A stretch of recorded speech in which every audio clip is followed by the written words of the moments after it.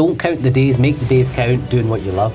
Trained and qualified at like one of the top tier commercial law firms in Scotland. Of only a handful of Scottish lawyers to have set up their own independent legal practice in the Middle East. That was my long-term plan. I wanted to be able to split my time between places. Since I was out in Dubai, in the UAE, in that region, and it was going well, and I wanted more. And Tots United is that more. We're doing really well with the impact that we're having in communities, and this is a business that's thriving. That is probably the number one crucial factor in our success with Tots United. When we do anything, we put our heart and soul into it, and we raise the level. And entrepreneurship, they need to benefit, and you've always had that. That's just been in you from as long as I've known you, and I've known you a long, long time. And it's brilliant to see. Don't need to be a sheep, and I chose not to be. What's your famous quote you always use? Together we're stronger. Oh yeah! No doubt about it. Building something amazing that we can leave behind us, thinking about legacy, you know. Let's go! Tots United! Okay, so what are we talking about today then? Hello everyone, it's Ajay here, managing director of Tots United. Today we are with Yousif. The tables have turned. So we're going to hear all about Yousif today, so I'm super excited. My best friend, my brother, to hear about his journey. Are we ready, Yousif? Aye, let's do it. Fantastic. Right, people see the titles, Yousif, lawyer, entrepreneur, Mr. International. But before any of that, what drives you every day, Yousif? That's quite a loaded question to begin with. Yeah! But yeah, I think generally it would be like a sense of purpose. Yep. You know, there's always a Muhammad Ali quote that resonates with me. One of my most favourite quotes. Yes, of course. It's where he says, don't count the days, make the days count. And you know, for me, it strikes home. And what does that mean? Like, some of the listeners might be thinking, look, what does that mean? Well, it means like being driven by a purpose. You know, it's not just doing the same kind of old monotonous routine day in, day out. It's about doing things that are meaningful, purposeful, things that, you know, you're passionate about. So for me, I've got obviously my legal career, so there'll be legal work that I take on, and you know, I'm in a position where I can pick and choose the legal work that I take on. And then Tots United, of course, which is taking over most of my time and driving that forward. And, you know, it's doing so well. Together, we're doing something really special with that. And again, that's like purpose, meaningful, positive impact across the board. And you know, we've talked about this before, it just doesn't feel like work. You're just doing things that you love doing. Yep. So yeah, I mean, that's it, you know. And then obviously spending time with your family, your children, that's very important. It's meaningful. So yeah, don't count the days, make the days count, doing what you love. Brilliant, Yousif. I mean, in terms of law, I mean, you were very successful in law. I mean, you still are. Everything you've done, all the work. I mean, I think one of the handful of lawyers from Scotland to go over international. Yousif, do you want to tell everyone about that? Well, yeah. So I suppose, yeah. Listen, we're lucky to have this man, by the way. Yeah, I suppose, like generally, you know, one of only a handful of Scottish lawyers to have set up their own independent legal practice in the Middle East. So yeah, within that. Something that I did before, and when I was based out in Dubai and in the UAE. Initially, I went over there as a senior legal consultant working in a law firm. So it wasn't something that kind of happened straight away, whereby I set up my own practice. No, I initially went over, worked at a law firm, and then got a lot of good experience, working a lot of interesting pieces of work, and then yeah, eventually after that I went on to set up my own practice, kind of encouraged and spurred on by, you know, folk that I was working with, and you know, some of them were suggesting to me, look, why don't you set up your own practice and we'll kind of stick with you and back you and stuff like that. And that provided a bit of an impetus to get started with that. And yeah, so it's something that I did when I was living and working in Dubai, which was a great experience. I really enjoyed it, but for me it's not somewhere that you can really call home. You know, home is where the heart is, as they say. And And where is that, Yousif? well, I suppose the heart was longing for Scotland, and then as you know, I started spending a lot more time in Scotland. For me, that was my long-term plan. I wanted to be able to split my time between places, and that's what I was always working towards. And it took me about maybe 5 years to achieve that in a sustainable way. And for me, that's like a kind of perfect equilibrium, being able to spend, let's say, summers here and winters over there. Yeah, of course. Listen, weather all round. Oh yes, and so generally I kind of aim to, once a quarter, be in the region, connecting with existing clients, meeting new ones, and then I get to choose, what kind of work that I would take on. So yeah. Yeah, but even like in terms of Dubai, I mean, it seems to be the place that everyone wants to go to. Everybody's always talking about. I mean, you've done that from such an early. I mean, I remember you going. It was unreal.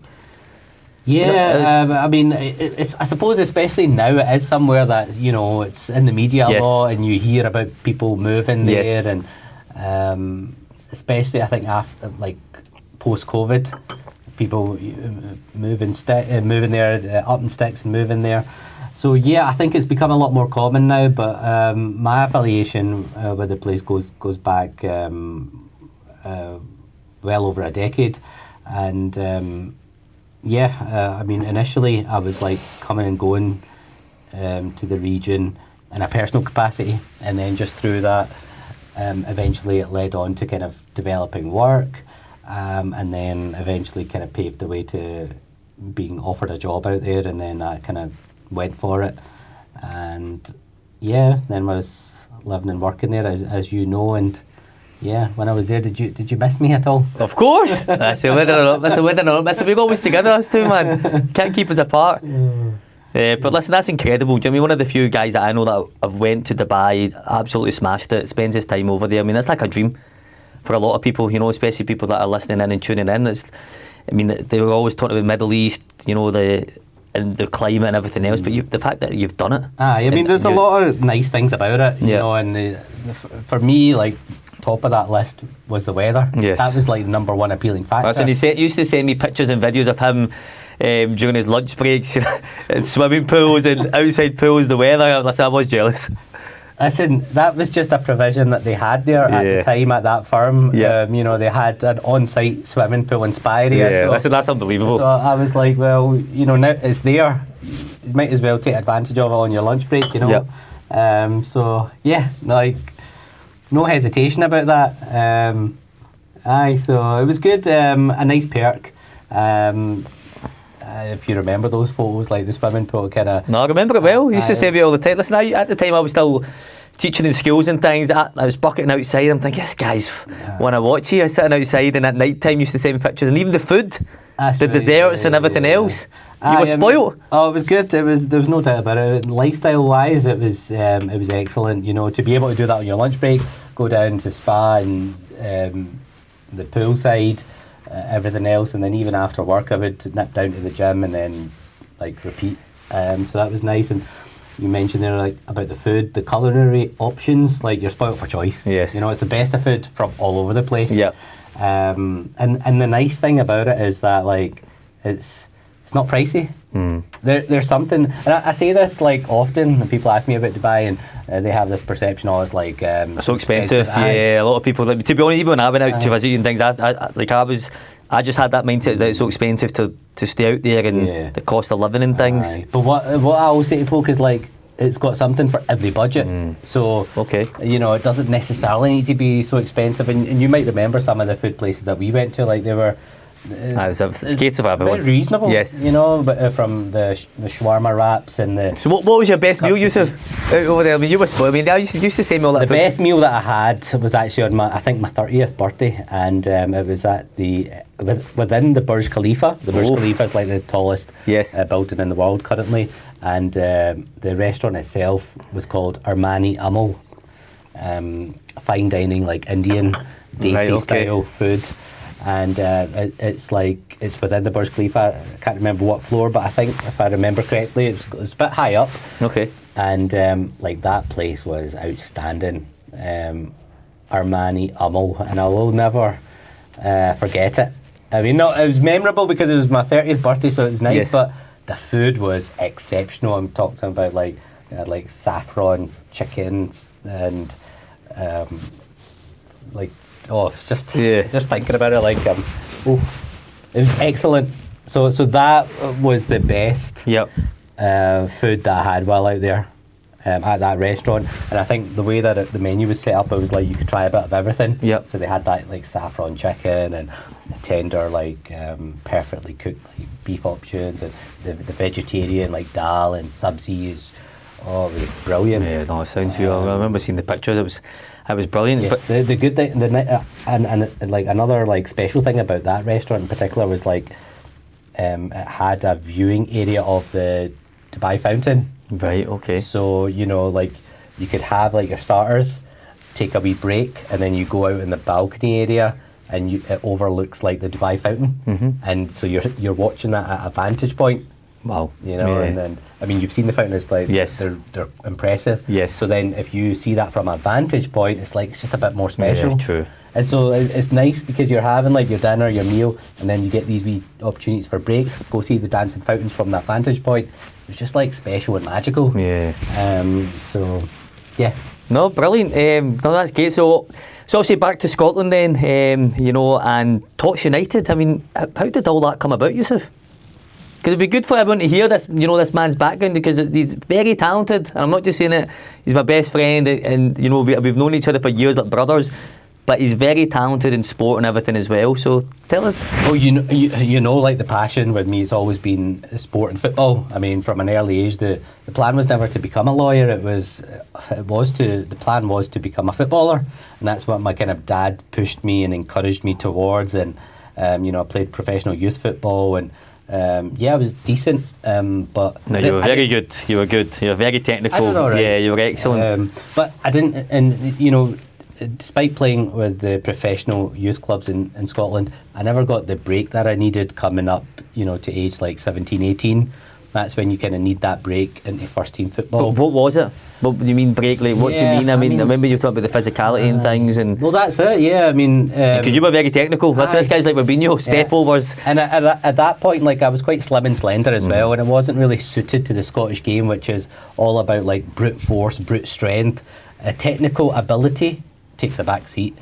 I think there was like a manager in Scotland. Yes, Billy Stark, correct. Yeah. The old Queen's Park manager as well. So, yes. Yeah, and he's apparently had said something, a wee quote, whereby he said, like Lionel Messi would have struggled to make it Scotland. Correct. That's right. Just because of the culture of the game here. Yeah, well, I remember him saying it because there was a forum that he was in Hampden. I was with one of the coaching coaches, and he said somebody had asked a question, and he said Xavi, Iniesta and Messi would have struggled through the system here because you're not exposed to and we can express and understand that because we went through the system and we experienced that, and especially for me, like I know because that my game was like you were very technical, yes, finesse and skill and stuff like that. And the thing is, if you don't have that strength and even the muscular kind of frame at that young age, you're going to struggle to get the opportunity. And it's a bit like going for a job interview. Like you could have all the skills, qualifications that you need for the job, but ultimately you need somebody to then give you the opportunity of the job and give you that break. And it was the same thing that I kind of experienced with the football. Like I had the skills, the qualifications, the attributes needed, but I didn't quite get that break in Scotland, and I just felt maybe that was because on the physical side, the brute kind of strength, force and all that, I was just lacking in that. And so then I didn't get the break that I was looking for. But I was offered scholarships in America around that time and at that age, but that's something that I kind of turned down because the opportunity to study law came about, and so I... But that's quite rare as well. Like, have we even touched on it? It's the fact that you went from being really close, in the professional youth setup, and didn't get the break, and then going to become a lawyer. That's brilliant. Aye. I mean, I suppose it is rare. Yeah. Can't think. I don't know anybody. I mean, a lot of folk that I know that are went pro youth, etc. Yeah. They went into perhaps maybe trades that I know, or they went into some coaching backgrounds. But you went into a complete different background with law. True, yeah. I mean, even when I kind of think of my former teammates and all that, I can't think of any of them that actually pursued like a career in law, medicine, or it was always other things. Yeah. And what was it about being a lawyer? I think a combination of reasons, but one of the reasons that appealed to me was just because of the impact that you could have as a lawyer, and it's something that I went on to discover once I became one, was that it's a privilege. You are representing people, you're acting in their best interest, and you're helping and assisting them with things that they probably in most cases otherwise wouldn't be able to do themselves. Yep. So you're using like your intellectual capability, your skills, your knowledge, everything to be able to assist folk in serious matters. Yep. And in high stakes. So that was an appealing part of it for me, and I also felt like if I was to do this, if I was to go on to study law, it's just a good degree to have because it's so versatile. You didn't necessarily have to become a lawyer. You can go into so many different other fields, and it provides you with that flexibility. So I just thought it'd be good business training. It's a good thing to have for versatility. But then I kind of pursued the legal career very soon after I had started studying law. And then the path kind of opened up. No, brilliant. So then, Tots United. So obviously the Tots United, I'm sure the listeners would like to know, obviously, with your background, with doing law, out in Dubai, international. When did Tots United start coming about, Yousif? Yeah, well, obviously with my legal practice, I was out in Dubai, in the UAE, in that region, and it was going well, and my plan with it was always to split my time between my home in Scotland and there. And so then I achieved that after some time, and then I'm spending more time in Scotland, spending more time with you. Oh, yeah! And as a result, we're spending more time together, we're talking about things. Yes. And one of the things we talked about around your kitchen table, as we were having one of the pizza, the most delicious pizzas in the west of Scotland. Oh, it's so good. And then we got talking about it. You were struggling to find football classes for your son Amr. Yep. And then when you did, it was far away. It was far away, quite a bit of a commute getting there, and it was just not to standard, I suppose, lacking in energy and enthusiasm. And so then you floated the idea that, look, maybe we could do this. And of course, when we do anything, we put our heart and soul into it, and we raise the level, and so then we felt like we could do it and do it so much better. And that's where that was the spark, and that's where it came about. Then we just went with it. We thought, right, let's give it a go, see how it pans out. And then moment we started, from day one, there's been such high demand for it. Everything. But why is that? Why do you think, obviously, you could say there's other providers out there, but what is it about Tots United that you think that we have that high demand, the waiting list? We've seen that it's been unbelievable. No doubt that, there's no doubt that there's other providers out there, and that we've had high demand consistently from day one. No doubt about it. I think there's a few kind of factors for that. Number one at the top is that at the helm of it, at the heart of it, is me and you. And that's that's a unique duo that's at the heart of the club. For somebody with your top level expertise in education, working with children, coaching, all of that, background, and then with me, the lawyer, legal, business, commercial, you put that together, that's quite compelling. And so we're at the heart of it, but not just that in terms of our professional skills and attributes and our experience. It's not just that. It's about what we were always passionate about. That's sport and football from day one. It was always about that. So then you add that into the mix, and that's a fire right there. That's a fire, loads of energy.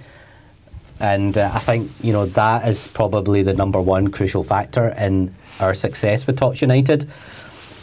And then add to that how we devised and created it, from its core values of care and love and what they stand for, to the team that we've put together, the collegiate environment that we've cultivated, the outreach that we have within communities. I mean, you talk personally to every parent on our programme. There's a lot of parents. That's unheard of. Yeah, that's in it. The phone's constantly. But you do it.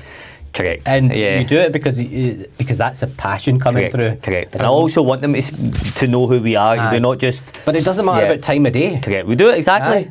I mean, you often say to me, you know, your day starts and finishes with talking to a parent. But that's the passion coming through there, and you know that is probably unheard of with any other provider. But again, it's a unique thing about Tots United. It's something that makes it different, and I think children and their parents and families, they experience that there is a warmth there. There's our core values of care and love, they exist. They're there in every session. So yeah, I think it's just so many reasons actually that make it kind of unique and special in that way, and which set Tots United apart from other providers. And that's how we wanted it, and that's how it is.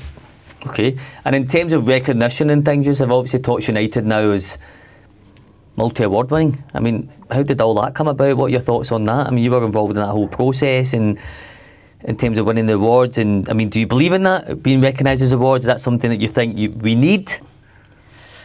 I don't know about need, but certainly to be recognised, I think is a big, massive thing, and especially for us to have received that recognition so early on, it is quite something.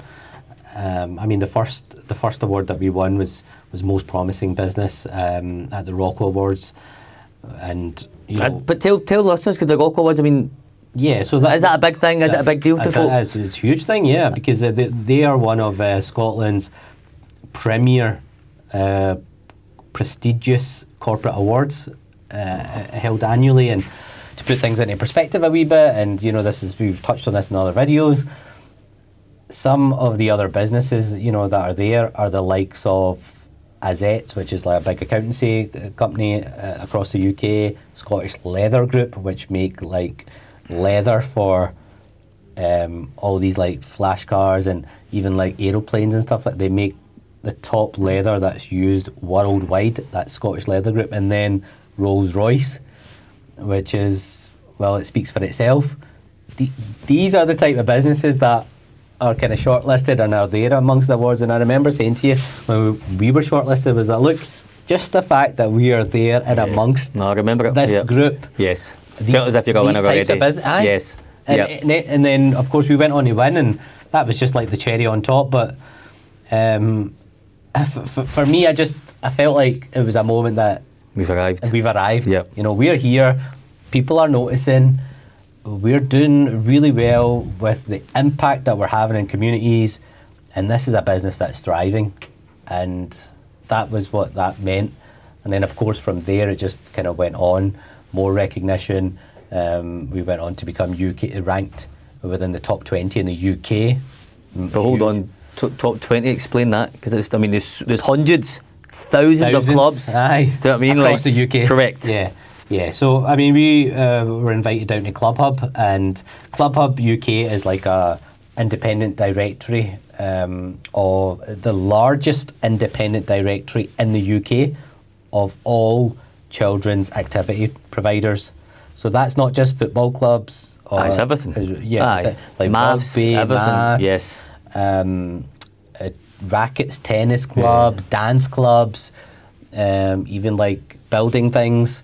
It's all types of activities, and they're the largest directory for That's pretty incredible. To be recognised top huge. 20, yeah. And then, so, you know, Tots United then, so they have a top 100 list, and then when they announced it, Tots United is in the top 20 across the whole of the UK out of hundreds and thousands of clubs.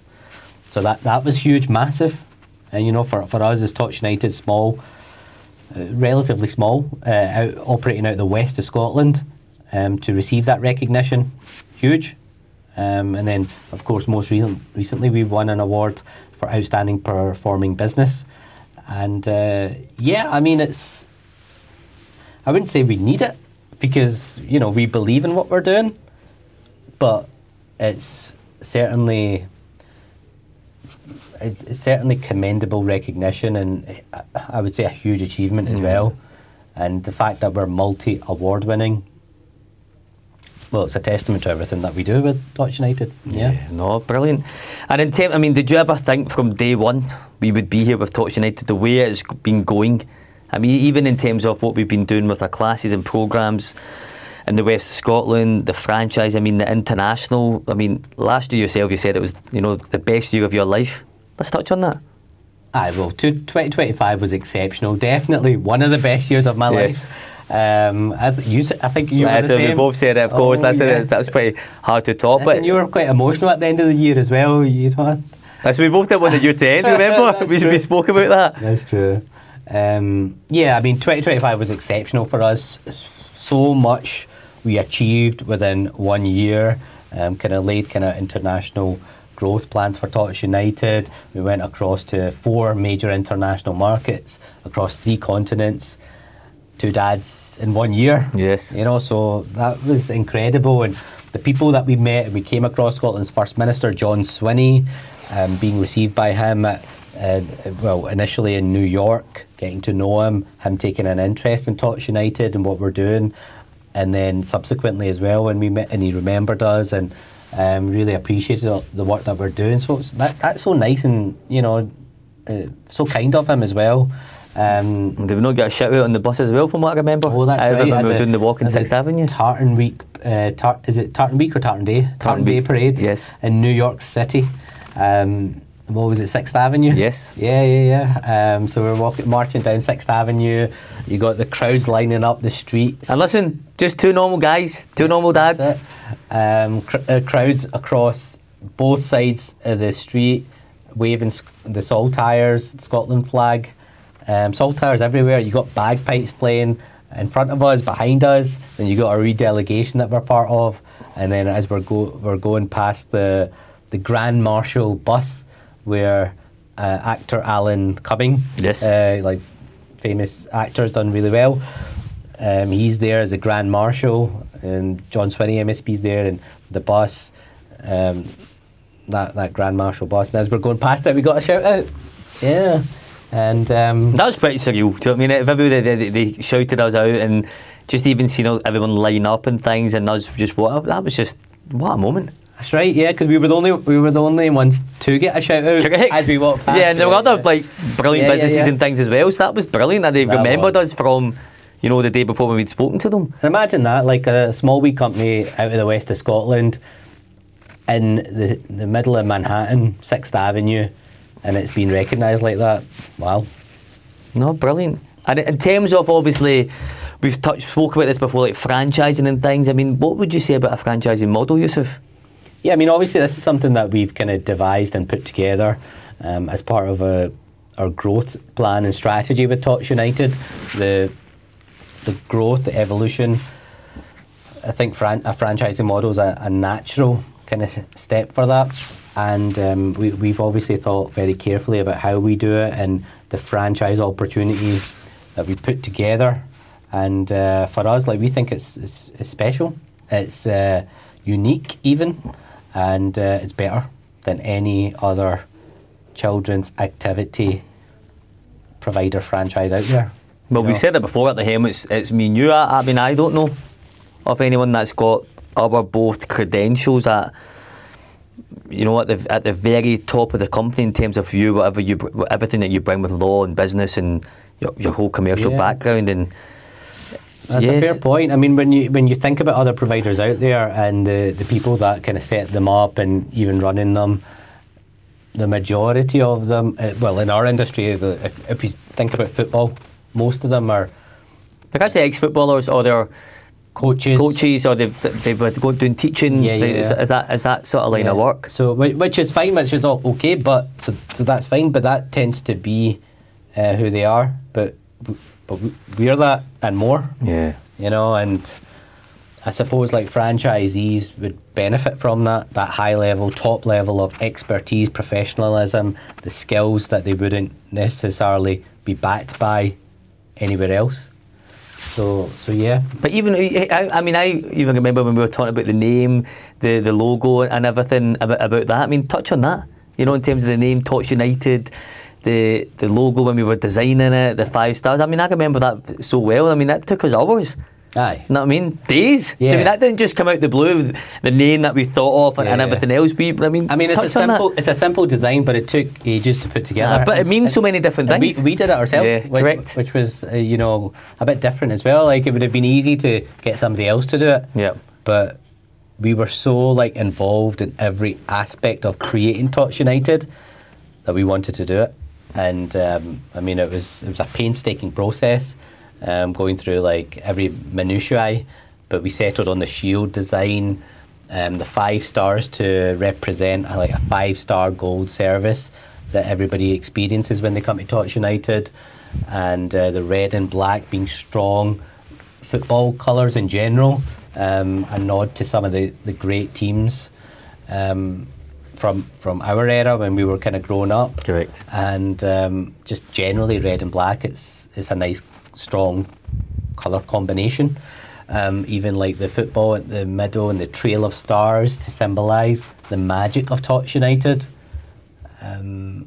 So yeah, like a lot of thought went into that kind of design process of the logo. And the name, Tots United? Yeah, I mean, well, we didn't just want to be, as part of like thinking ahead and looking ahead, we just didn't want to restrict ourselves necessarily to football. Yeah, we love football, and that's, you know, that was our passion, of course. Our first love and all that, but we also love sport in general, and everything that sport brings to the table. And so we feel, you know, our mentality is that, look, we want kids to be active in as much as possible. Give them all that opportunities, give them different things to do and things. No, I remember it well, because even the name and like with United and things, it brings everyone together. Exactly, a strong word. Again, it's got the strong football connotation, but it's more than that. It's like you said, bringing people together. It's what the United stands for, togetherness. And so that's why we incorporated that. And you know, we didn't necessarily restrict it to football, because we thought, well, you know, we want to be open to maybe eventually offering and providing other sports. And then we went on to do that with Tots United Gymnastics. And I think that's another thing that makes it unique, is that, you know, we're well, I don't personally know of any other provider that offers that dual sport model of like football and gymnastics. We do. And then who knows, further down the line there might be other sports that are brought into the mix. But even at that, I mean, I remember it was the parents, that was the demand that was coming to us. They were wanting to know. They said, look, we absolutely love this. What else can you do? And I remember saying, look, we can do everything. Yeah, you felt that gymnastics would be a good one. Listen, personally, I didn't like gymnastics at school. I thought it was pretty boring, to be fair. But that was primary school that I did that. You know, it was like, but that's maybe just the experience. Get a mat out and do a few roly-polies and stuff like that. I wanted to play football or basketball. You know, do these kind of fun, high-octane sports. But anyway, and then of course for my secondary school, I didn't do gymnastics at all, because I was at the School of Sport. Which is like a specialist school dedicated towards like nurturing and developing athletes. And how did that come about with the School of Sport? Yeah, well, it's a specialist school that exists in Scotland and Glasgow, and as I said, their whole purpose, the raison d'etre, is to nurture, develop athletes who would then go on to compete like regionally, nationally and internationally. So some of my former classmates from that school went on to compete at the Commonwealth Games and the Olympics as well. Could have been you. Could have been, but just wasn't meant to be. Well, listen, we'll do it with Tots United. So I mean, I was at the School of Sport for badminton. At that time, there was 5 sports that they catered for and concentrated on. Football wasn't one of them. There was gymnastics, there was hockey, there was swimming. So hold on. Gymnastics, hockey, swimming, athletics and badminton.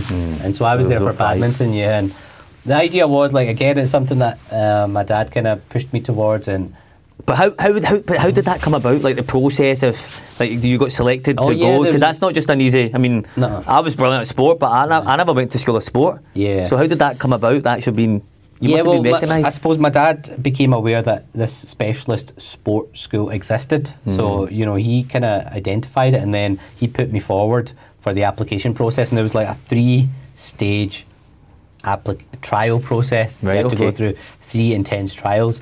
The first one was like you go to a trial day for your sport.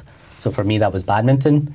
So you have to go and you have to show that you've got like skill. So would that mean like you would go and compete and play, or they Aye. would just take you through training? yeah, Or? both. Wow, right. Both. So it's a trial day. And you were young at the time. I mean, you're talking what, 12?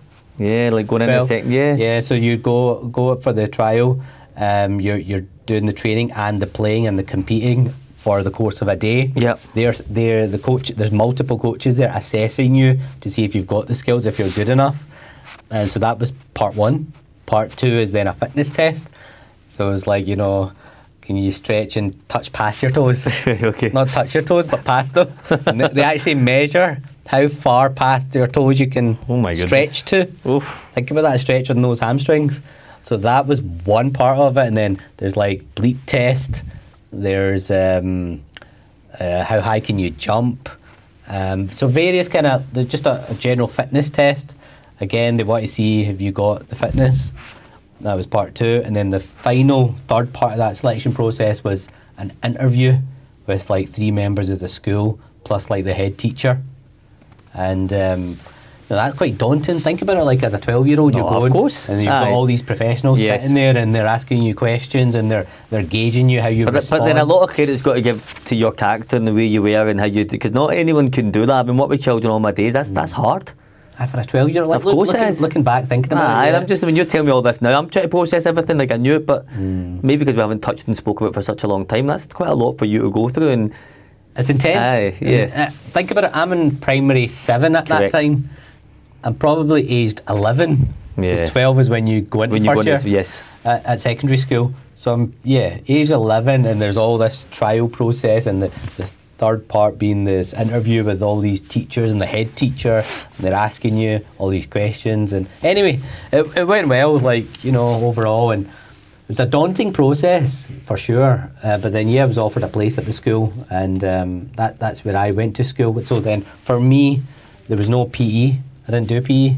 I just did badminton, and then like 3 or 4 times a week, and then conditioning, because at that young age they didn't really put you through weights because of apparently it's not good for you. Yes. So as part of strength training, they called it conditioning. Yes. And so it would be things like core strength, aerobics. So on a Monday morning, 9 a.m, going to school, and I've got aerobics to go to. But you must have been, I remember you were incredible shape, super fit.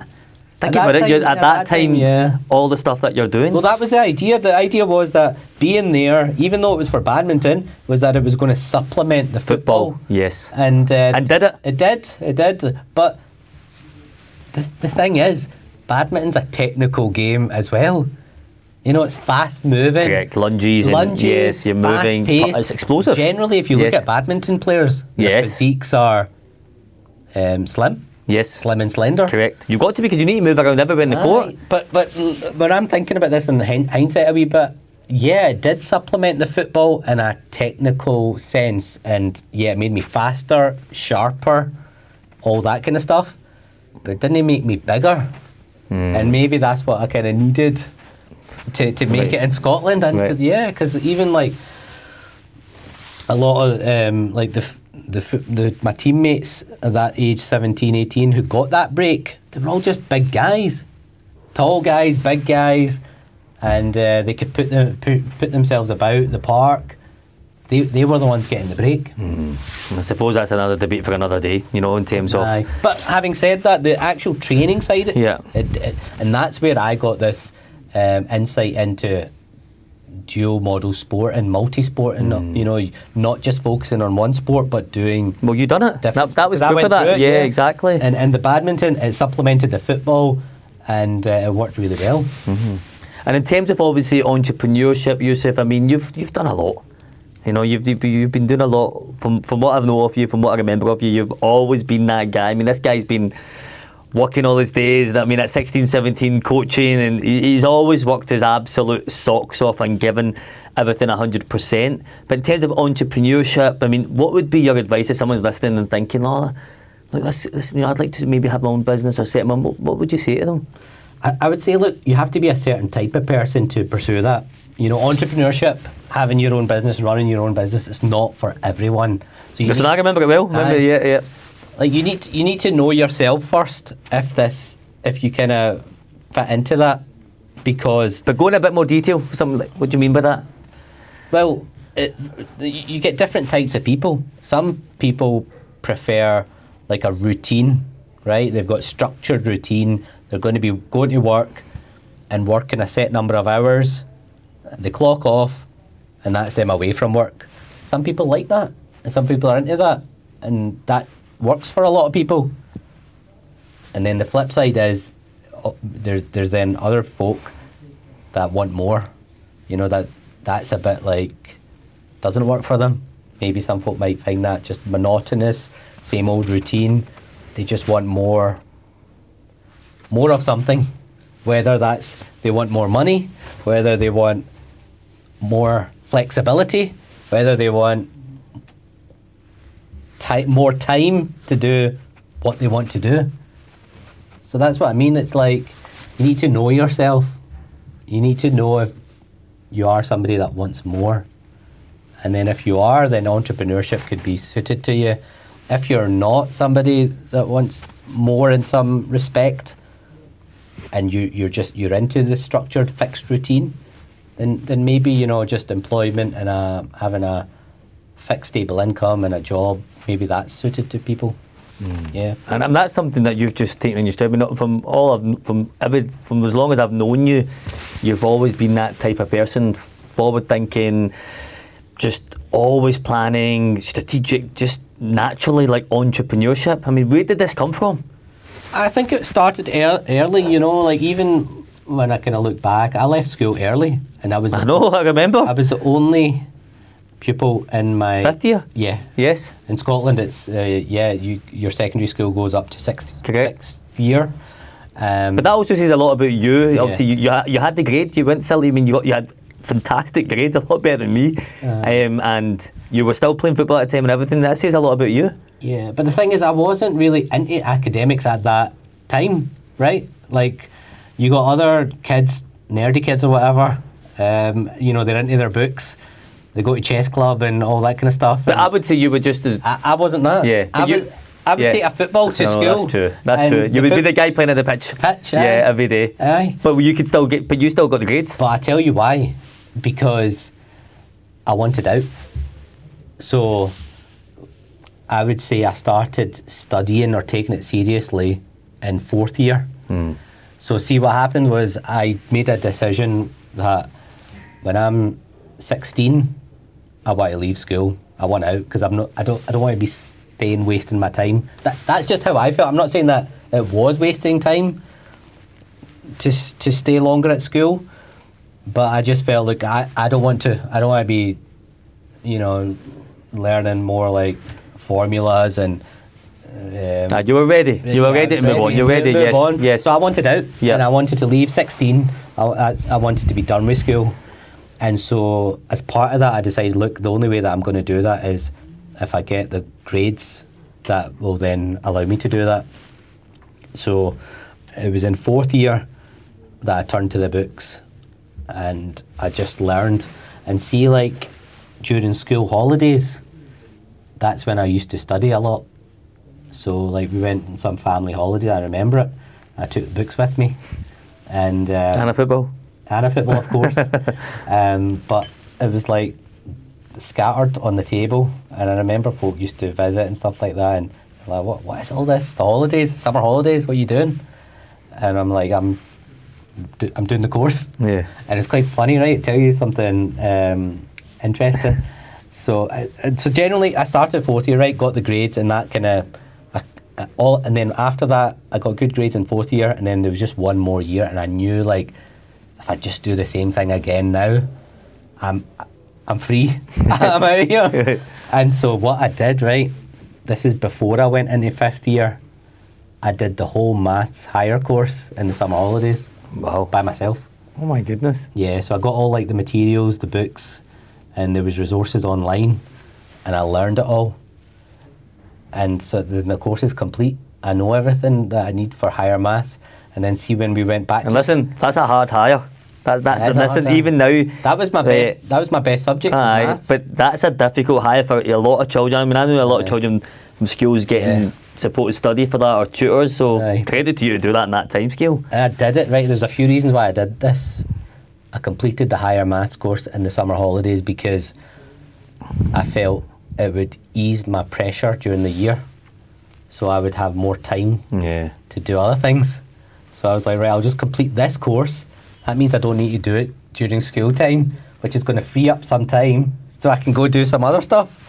And so that's one of the reasons why I did it. And then see, when I went back to school in the August for higher maths, and I had this really strict, like, you know, hard-nosed teacher.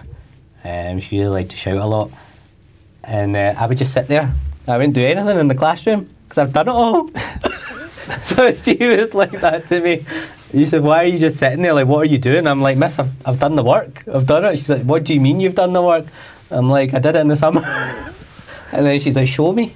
So I was like, right. I was like, look, here's my page for that. And I'd give it to her, and she couldn't say anything because the work's done. Yeah. What am I supposed to do? Just write it out again?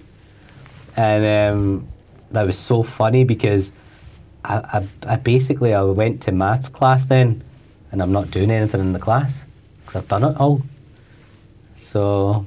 And I mean, how did your peers feel about that? They must have been like, what's this guy? Because I don't know anyone that's done the whole course in the course of a summer. No, we had a mutual friend who was in my maths class at the time, a guy called John, and he didn't like that I had that because we were quite competitive in football. Yes, I know John. And so John then started getting into like subjects and academics a wee bit as well, particularly maths and physics. And he was in my maths class, and so he then started doing that as well. Like when he realised, like, what's Yousif doing, and how's he done all this? Then John would go away like after school and, you know, start doing his revision to catch up with me. Right, okay. And then eventually, like 3/4 of the academic year in, John's done it as well. He's completed the course. And so we're both. So maybe you've inspired people. Maybe. But it was just so funny because it was not like I was messing about in that class as well. You know, I used to set up. I'm just thinking that a teacher's doing the maths lesson, the Heinemann book. She didn't like it. The teacher did not like that. She's probably thinking like. It's probably because she's thinking. Well, I don't know. It's unheard of. Do you know what I mean? She supposed to know how do we deal with this? Yeah, this. And it would be different, I suppose, if the pupil had done it all right and they just sitting there quiet and that's it. But I wasn't like that. I was quite like. But you weren't misbehaving. Well. Yeah, I don't know. But yeah, I was just. It brought independence. Having done it, having completed it, it brought a bit of independence. So when I'm in that classroom, I can relax a bit. But I would also say it just shows you're always forward planning, strategic, everything, your mindset. Yeah. Because I don't know anyone's done that. Aye, well, and then what happened was then at the final, like prelims, you know, prelims are the exams that you have before prior to the final exams. Yes. Final exams. Yes. And the prelims, they get marked by the school internally. Correct. And so that gets used for. Yeah. So I had the highest percentile in that. It's like 94%. That's why I'm not surprised. So my maths paper was 94% correct. That was A band 1, and you know that was an exceptional achievement. Something I was very proud of because I was the only one to be in A band 1. And would you say that was all because of you complete prior to studying, complete the course in advance? The summer holidays. Yeah. And would you recommend that? Yeah. If that's what somebody wants to do it. Like, it's not like you're pure studying. And we're not saying people should go ahead and do it. Yeah. But I would recommend if that's what somebody wants to do, because it eases your pressure throughout that academic year, especially if you're going for it. Especially if you want that academic year to be the year that allows you to leave school and go into university, then yeah, do it. You know. because it makes it easier. And so throughout that 5th year, I was going for it. I was pushing across all these subjects, but I didn't really have to focus that hard on maths because I'd done it all, and that was my strongest subject. So anyway, it worked for me. But yeah, it comes back to, like you're saying, like the forward planning and just being a bit innovative, taking a different approach. But that's when but entrepreneurship, they need to be innovative, and you've always had that. That's just been in you from as long as I've known you, and I've known you a long, long time. And it's brilliant to see because it's rubbed off on me, and because I was quite rigid, I was quite say I was always in employment. I didn't know this other side. Yeah. And it's been brilliant. Aye, it's true. Yeah, and I think once you get a taste of it. Now, listen, I said to you, listen, once you get a sniff, once you get a taste of this, listen, it's very difficult to go back. And also, I think when you've got a purpose and because like I was later on in my career, right after becoming a lawyer, obviously I did the hard grind, early starts. I remember you were working crazy hours. Yeah, because I trained and qualified at like one of the top tier commercial law firms in Scotland, and as part of that, you know, and there was a seat that I did in the corporate department. You know, you're working. Sometimes the days would start, you know, before the business day starts. You know, 8 a.m. and stuff like that, and the rest of the office and other places starts at 9, right? But the department starts at 8, and then I remember the first month that I went there into that corporate department, you know, pushed into this big massive deal that's going on to assist with that. Great. But then I'm going home at 2 a.m. You know, I can never reconcile with that. Like, how does that work? Your finishing time. So your finishing time's at like 5:30 or whatever, but you're still working until 2 a.m. But you're not getting paid for that? Nah. I never understood that either. So you're only getting paid for your contracted hours and what? Aye. And so all that extra time that you're working, it's just free labour. But is that not a norm? Is that just acceptable of people to do? Aye, I think to some extent, and obviously this is that time back then, it was the norm in that a corporate environment to be working late hours into the night, past midnight. It was not unheard of. It's the norm when a big deal comes by and you're working on it. But like I did it, like I pushed myself for that first month, and it made me ill. Like I became ill as a result because I'm consistently. You're burnt out. You're working. Out. Yep, you're working so many. So that burnt out leads to a degradation in your immunity as well, because your immune system then stops functioning as well as it should be. But I'm just thinking in terms of like your eating pattern and everything, like all of that. You're just constantly. It's unsustainable. So after that first month where I pushed myself, did everything that they wanted, you know, worked past midnight consistently, then I felt ill because of that, and then I made the decision, I'm not doing this.